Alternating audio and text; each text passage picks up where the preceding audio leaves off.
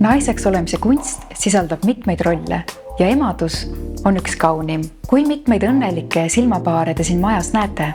Siin majas me oleme näinud väga palju õnnelikke silmapaare, et kuna Ida-Tallinna Keskhaigla on väga pika ajalooga sünnitusmaja, siis võib julgelt öelda, et ligi umbes 4000 last aastas sünnib meie majas, mis on siis umbes 1/4 kõikidest sünnitustest, et see on päris suur arv.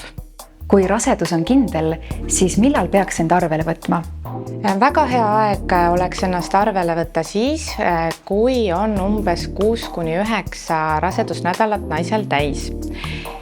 Seda võib teinekord olla ebaregulaarse tsükli puhul naisel natukene raske endal määrata, et siis tasuks ülevaatamiseks juba varem broneerida aeg ämmaemandale, ehk et tulla siis meie emadusnõuandlasse, et ämmaemand saaks teha ülevaatamise ja raseduse tuvastamise ultraheli, vajalikud analüüsid ja hinnata, kui suur see rasedus on. Sellepärast, et õigeaegselt rasedusega arvele tulek annab naisele selle eelise, et kõik, mis on vaja lisaks teha, jõuame me kenasti planeerida, ajad ära broneerida ja vajadusel, kui on näiteks mõni kaasuv krooniline haigus, varasem probleem või mingi ravimi võtmine, mida peab iga päev tegema, siis saab ka need eriarsti ajad broneeritud, sellepärast et naistekliiniku eelisel, kuna tegu on kõrgema etapi haiglaga,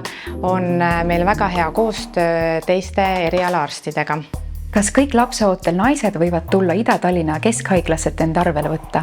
Jaa, absoluutselt kõik rasedad on meile väga oodatud, et meie ämmaemandad, kes siin töötavad, on juba väga pika kogemusega enamik ja õnneks on meil selline professionaalne tugi, et kuna koha peal on kogu aeg olemas ka gynekoloogid, et siis saab alati üle konsulteerida, et mistõttu on ka erinevates keeltes rasedad oodatud, enamik meist räägib 2-3 keelt, ämmaemandad, kes töötavad emadusnõuandlas, nii et tullakse hästi toime igasuguste erinevate inimestega. Kuidas käib sünnitusmaja väljavalimine?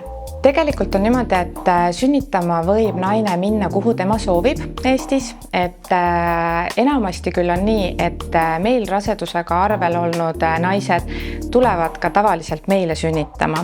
Et siin on juba see eelis, et neile on ämmaemandad tuttavad, neile on keskkond tuttav, nad on käinud meie perekooli loengutes, nad on saanud selle usalduse, hea koostöö oma rasedust jälgiva inimesega ja kogu info, kuidas see sünnitamine ja sünnitama tuleks siis nii-öelda käib.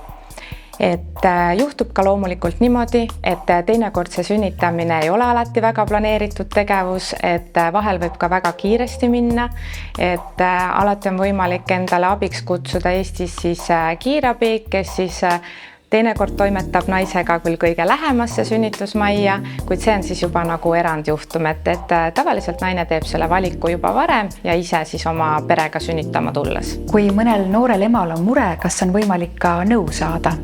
Jaa, kindlasti, et see emadusnõuandla ja raseduse jälgimine ongi põhiline koht, kus me erinevate probleemide ja muredega tegeleme ja kindlasti enamasti raseda vaates ja tema beebi heaolu vaates, aga siia kuulub ka tegelikult kogu pere, et praegu ikkagi väga paljud naised käivad visiidil koos enda partneriga ja see rasedus on ikkagi peresündmus, pere selline suur positiivne lõpptulemus, et sellest võikski kõik koos osa saada.